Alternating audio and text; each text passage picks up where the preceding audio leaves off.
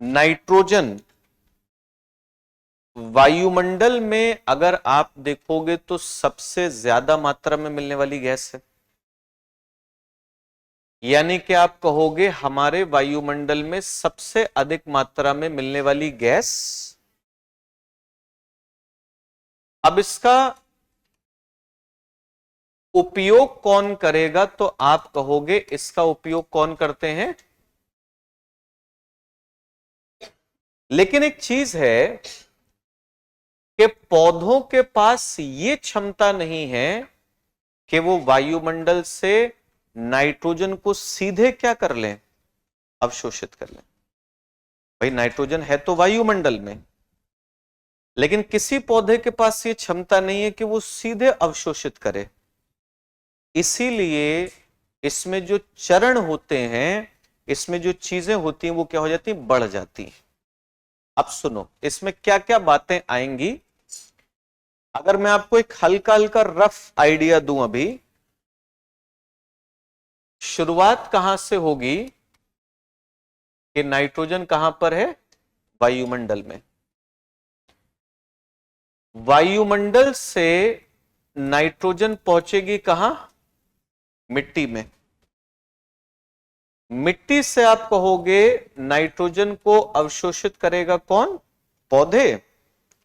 और पौधों से फिर आप वही बात करोगे कि अलग अलग पोषक स्तर पार करती हुई ये नाइट्रोजन अंत में पहुंचेगी किसके पास, जो अपघटक है। और अपघटक इस नाइट्रोजन को एक बार फिर से कहां पर पहुंचा देंगे, वायुमंडल। बात समझ में आ रही है।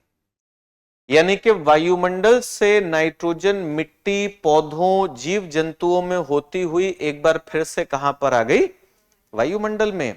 यही क्या हो जाता है, नाइट्रोजन का चक्रण। अब इस पूरी चर्चा का सबसे पहला हिस्सा है ये कि नाइट्रोजन वायुमंडल से मिट्टी तक कैसे पहुंचती है। जैसे मैंने आपको एक चीज बोली, पौधे वायुमंडलीय नाइट्रोजन का उपयोग नहीं कर पाते सीधे सीधे, उन्हें क्या चाहिए होता है, नाइट्रेट। किसकी आवश्यकता होती है, नाइट्रेट्स की। और नाइट्रेट्स कहां पर होने चाहिए, मिट्टी के अंदर। तो अब सुनिए, पहला हिस्सा ये नहीं हुआ कि वायुमंडल में जो नाइट्रोजन है उसको बदलना है किसमें, नाइट्रेट में बदलना है। और अगर नाइट्रोजन को नाइट्रेट में बदलना है और मिट्टी में भंडारित करना है तो इसकी कुछ विधियां होती होंगी, कुछ तरीके होते होंगे। क्या क्या तरीके होते हैं, मोटा मोटा अगर हम देखें तो दो बातें आप कहोगे। एक होता है आकाशीय बिजली, लाइटनिंग जो आप देखते हो, गरज चमक जो होती है, उसकी वजह से नाइट्रोजन अलग अलग अभिक्रियाओं से बदलती हुई मिट्टी में पहुंचती है। पढ़ेंगे पूरा हम लोग। इसके अलावा दूसरा आता है जीव जंतु। और जीव जंतुओं में भी आप दो तरीके के जीवों की बात करते हो। एक जो स्वतंत्र रूप से रहने वाले जीव हैं, जैसे इसमें मान लो आपसे कहा जाए एजोटोबैक्टर। एजोटोबैक्टर का नाम सुना है। वो एक ऐसा जीव है जो क्या करता है, वायुमंडल से नाइट्रोजन को लेकर के और मिट्टी में नाइट्रोजन को क्या कर देगा, भंडारित।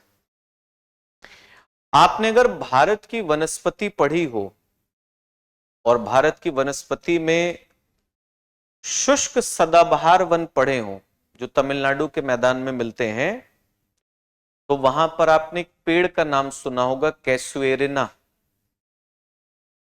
सुना है कैसुएरिना। कैसुएरिना एक ऐसा वृक्ष होता है जिसकी खेती करते हैं वहां के किसान। जैसे मैंने बताया था यहां पर अपने यहां पर पॉपुलर है, यूकेलिप्टस है, ये लगाते हैं, वो कैसुएरिना लगाते हैं। उससे लकड़ी तो मिलती मिलती है, वो पौधा भी क्या काम करता है, वायुमंडल की नाइट्रोजन को मिट्टी में भंडारित करता है नाइट्रेट के रूप में। तो आपको क्या ध्यान रखना है, एक है आकाशीय बिजली, दूसरा तरीका आ जाएगा स्वतंत्र रूप से रहने वाले जीव, और तीसरा आता है सहजीविता। सहजीविता पारिस्थितिकी में हम लोग पढ़ते हैं, सुनो क्या होती है। दो जीवों के बीच का एक ऐसा संबंध जो दोनों के लिए लाभदायक हो और कहीं ना कहीं दोनों के अस्तित्व के लिए जरूरी हो। जैसे सहजीविता में नाम आता है राइजोबियम का, बैक्टीरिया है एक प्रकार का। कभी भी किसी भी दलहन के पौधे को, कोई भी दाल का पौधा हो, उसको आप उखाड़ के देखोगे ना, उसकी जो जड़ें होंगी, जड़ों में आपको गांठें मिलेंगी, छोटी छोटी नोड्यूल्स होती हैं। उन गांठों के अंदर वो बैक्टीरिया रहता है, राइजोबियम। अब दाल का पौधा क्या करता है, उसको पोषक तत्व दे रहा है, पोषण देता है, रहने के लिए आवास देता है, और बदले में उस राइजोबियम का सिर्फ एक काम है, वायुमंडल से नाइट्रोजन को लेना, नाइट्रेट में बदलना और मिट्टी में क्या कर देना, भंडारित कर देना। और फिर उसी नाइट्रोजन को वो पौधे, दलहन के पौधे जो हैं, वो क्या कर लेंगे, अवशोषित करेंगे। यानी कि इस पूरे चक्रण का पहला हिस्सा क्या है कि हमारे वायुमंडल की नाइट्रोजन किसमें बदले, एक ऐसे रूप में बदले जिसका प्रयोग जो दलहन के पौधे हैं, वो दलहन के पौधे या फिर आप किसी भी पौधे की बात करिए, वो पौधे मिट्टी से उसको क्या कर पाए, अवशोषित कर पाए और उसका उपयोग कर पाए। अब एग्जाम की तैयारी को और बेहतर करने के लिए हमारे चैनल को लाइक, शेयर और सब्सक्राइब करना ना भूलें।